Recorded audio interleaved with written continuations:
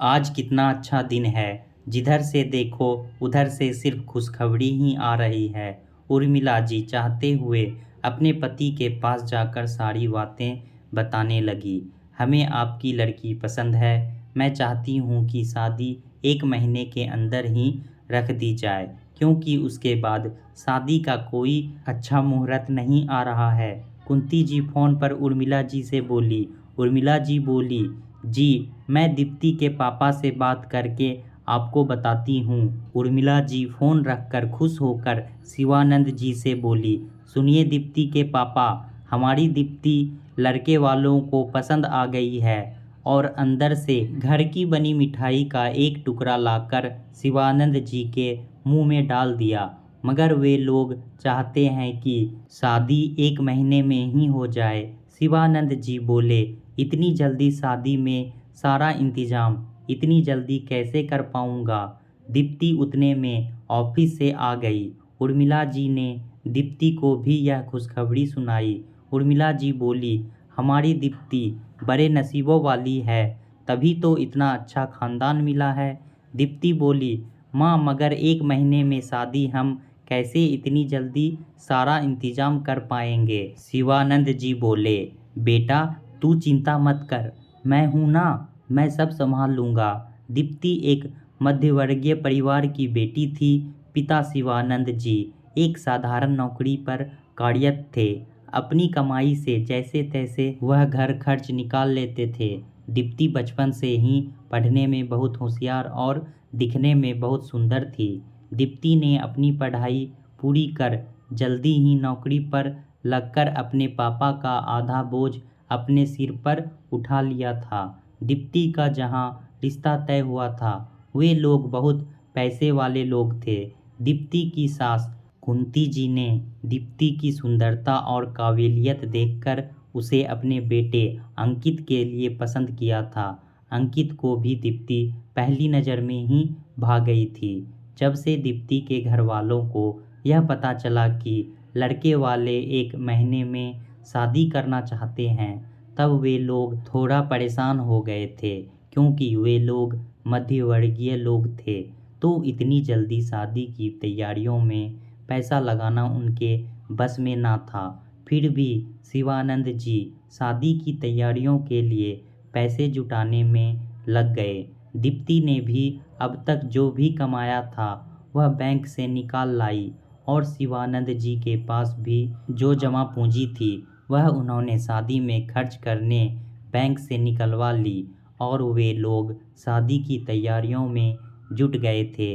कपड़े लत्ते, ज्वेलरी सभी कुछ दीप्ति के लिए खरीद लिया गया, और आखिर शादी का कार्यक्रम भी अच्छे से संपन्न हो गया। दीप्ति के पापा शिवानंद जी से जो भी बन पाया वह सारा इंतजाम उन्होंने शादी में किया था। मगर दीप्ति की सास कुंती जी को लड़की वालों की तरफ से शादी में की गई एक भी व्यवस्था पसंद नहीं आई। वे शादी में तो कुछ ना बोली, मगर शादी होने के बाद दूसरे दिन ही अपने पति ऋषभ जी से बोली, क्या खाक इंतजाम किया था दीप्ति के घर वालों ने। हमारे घर के नौकर भी उनकी शादियों में इससे अच्छी व्यवस्था करते हैं। मुझे तो हमारे मेहमानों के सामने शर्म महसूस हो रही थी, यह बताने कि मैं ऐसे फटीचर घर से बहू लेकर आई हूँ। अगर हमें पहले बता देते कि शादी में खर्चा करना उनकी औकात से बाहर है, तो हम शादी का पूरा खर्चा उठा लेते। कम से कम मेहमानों के सामने यह बेइज्जती तो नहीं सहन करनी पड़ती। ऋषभ जी बोले, भाग्यवान लड़की वालों के हालात तुम जानती तो हो, फिर क्यों। खाने में हमारे यहाँ क्या क्या बनता है वही सब बना देना। कुछ ही देर में खाना तैयार हो गया। पनीर टिक्की, ड्राई फ्रूट से बना हलवा, आम का रस, मलाई कोफ्ता। थोड़ी देर में डाइनिंग टेबल पर शांति देवी ने सर्व कर दिया। अंकित, ऋषभ जी, अंकित की छोटी बहन दीपिका सभी साथ में खाने के लिए बैठ गए। दीप्ति ने अपनी प्लेट में सिर्फ सलाद लिया और वह खाने लगी। अंकित बोला, क्या हुआ दीप्ति, तुम इतना सारा खाना छोड़कर सिर्फ सलाद क्यों खा रही हो। कुंती जी बोली, दीप्ति ने अपने मायके में कभी इतना हैवी खाना कहाँ खाया होगा।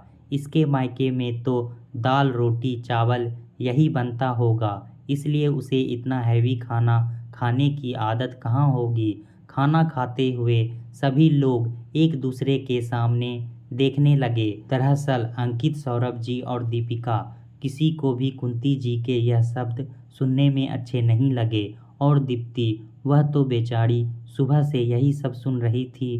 देखते देखते 4 दिन बीत गए, मगर कुंती जी के ताने की बौछार खत्म होने वाली कहाँ थी। 4 दिन से कुंती जी कुछ ना कुछ बात पर दीप्ति को टोके जा रही थी। दीप्ति ने जब अपनी माँ द्वारा दिए गए बर्तन निकाले तो कुंती जी हंसते हुए बोली, अब बस यही बाकी रह गया था, इसके मायके से आए यह हल्के बर्तन, जिनको अब हमें हमारे नौकरों को देना पड़ेगा, क्योंकि हम तो ऐसे बर्तन इस्तेमाल नहीं करेंगे। दीप्ति फिर मन मार कर रह गई। आज उसकी माँ के द्वारा दिए गए बर्तनों का अपमान उसे अपनी माँ का अपमान प्रतीत हो रहा था। हर रोज अपने मायके वालों के लिए ताने सुनना दीप्ति के लिए मुश्किल होता जा रहा था। रात को सभी फिर से साथ में खाना खाने बैठे, तब दीप्ति को कुछ भी खाने की इच्छा ही नहीं हो रही थी। उसे लग रहा था कि वह टेबल से उठकर चली जाए, ताकि उसे फिर कोई सासू माँ का ताना ना सुनना पड़े। दीप्ति को कुछ खाते ना देख अंकित बोला, दीप्ति, जब से शादी हुई है देख रहा हूँ तुम ढंग से खाना नहीं खा रही हो, कहकर उसके लिए एक प्लेट में सारा खाना भरकर उसे खाने के लिए मनाने लगा। कुंती जी बोली, अंकित, तू यूं इसे बार बार जिद कर रहा है, इससे यह हैवी खाना नहीं खाया जाएगा। इसने अपने मायके में देखा ही क्या है। सौरभ जी बोले, कुंती, यह तुम कैसी बातें कर रही हो। बहू को शादी किए अभी 4 दिन ही हुए हैं और तुम हर बात पर उसको और उसके मायके वालों को नीचा दिखा रही हो। कुंती जी बोली, देखा नहीं आपने शादी में कैसा इंतजाम किया था। इसके मायके वालों ने और फटीचर जैसे कपड़े दिए इसको यहाँ पहनने के लिए। इसके लिए तो यह खाना 56 भोग जैसा है। इसने अपनी जिंदगी में कभी ऐसा खाना नहीं देखा होगा। भला इससे यह खाना कैसे खाया जाएगा। दीप्ति बोली, हाँ मम्मी जी, मैंने कभी वहाँ इतना हैवी खाना नहीं खाया, मगर मेरे मायके में मुझे खाना खाकर नींद अच्छी आती थी। भले वहाँ ऐसे 56 भोग नहीं परोसे जाते थे, मगर उस खाने में घमंड और तिरस्कार की बू नहीं आती थी। यहाँ तो आपके तानों ने ही मेरा प्लेट भर दिया है, इसलिए इतना खाना होते हुए भी मुझे कुछ खाने की इच्छा नहीं हो रही है। इतने महंगे कपड़े या इतने महंगे गहने पहनने का क्या फ़ायदा, जब आपको यह सब शौक नहीं, बंधन महसूस हो। आपने जैसे चाहा मैं वैसे ढलने की कोशिश करती गई मम्मी जी, मगर आपके ताने से नहीं बच पाई और मेरे मायके वालों पर यूं उंगलियां उठाने का आपको कोई हक नहीं। मम्मी जी, एक बाप अपनी बेटी की शादी में उसकी पूरी जमा पूंजी लगा देता है, फिर भी आपको शादी में कमी ही नजर आई। कुंती जी बोली, तुम्हारे पापा की इतनी परिस्थिति नहीं थी तो हमें कह देते, हम तुम लोगों को पैसे दे देते ताकि तुम लोग शादी में दिल खोल कर खर्चा कर सको। कम से कम इतने मेहमानों के सामने हमारी बेइज्जती तो नहीं होती। दीप्ति बोली, मम्मी जी, हम लोग गरीब जरूर हैं मगर स्वाभिमानी हैं और मेरे पापा ने कभी किसी के आगे पैसों के लिए हाथ नहीं फैलाया। दूसरों से पैसा लेकर शादी में दिखावा करना यह हमारे घर के संस्कार नहीं हैं। और आपका अगर मुझसे और मेरे घर वालों से इतनी दिक्कत थी तो आपने शादी के लिए हाँ क्यों कही, मुझे अंकित के लिए क्यों पसंद किया। क्या सिर्फ इसलिए कि आप शादी के बाद मुझे और मेरे मायके वालों को ताने दे सके। एक लड़की अपना घर परिवार छोड़कर ससुराल आती है, कितने सपने संजोए होते हैं उसने, मगर जब ससुराल में हर पल उसके मायके वालों के लिए व्यंग सुनने मिले तो दिल छल्ली हो जाता है। उसका कहकर दीप्ति रो पड़ी। अंकित बोला, मम्मी, आपके व्यवहार पर बहुत कुछ निर्भर करता है। आप जैसा अपनी बहू के साथ करेंगी वैसा ही व्यवहार आपको भी अपनी बहू से मिलेगा। मैं तो बस यही चाहता हूँ कि आप सास बहू का रिश्ता माँ बेटी जैसा रहे। इसलिए मैं आपसे प्रार्थना करता हूँ कि आप जो भी बोल रही हैं वह बोलने से पहले सोच लें और आपने जो दीप्ति के मायके की रट लगाकर रखी हैं उसे छोड़ दें। ऋषभ जी बोले, कुंती तुम पहले से जानती थी कि दीप्ति के घर वाले बहुत ज़्यादा संपन्न नहीं हैं। तुमने दीप्ति को उसकी सुंदरता और काबिलियत देखकर पसंद किया था ना, कि उसका घर परिवार देखकर। फिर किसी गरीब घर की बेटी लाकर उसको ताने मारना, क्या यह तुम्हें शोभा देता है? मैं तो दीप्ति की हिम्मत की दाद देता हूँ कि वह बेचारी लड़की इतने ताने सुनने के बाद भी आज तुम्हारे प्यार को समझा रही है। वे दीप्ति की तरफ देखकर बोले, बेटा तेरी हिम्मत ही तेरा हौसला है, इसे यूं ही बरकरार रखना।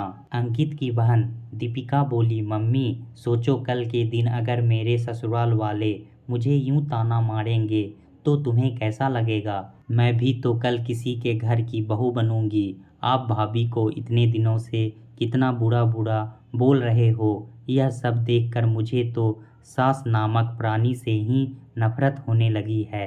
कुंती जी को सभी की बातें सुनकर गलती का एहसास हो चुका था।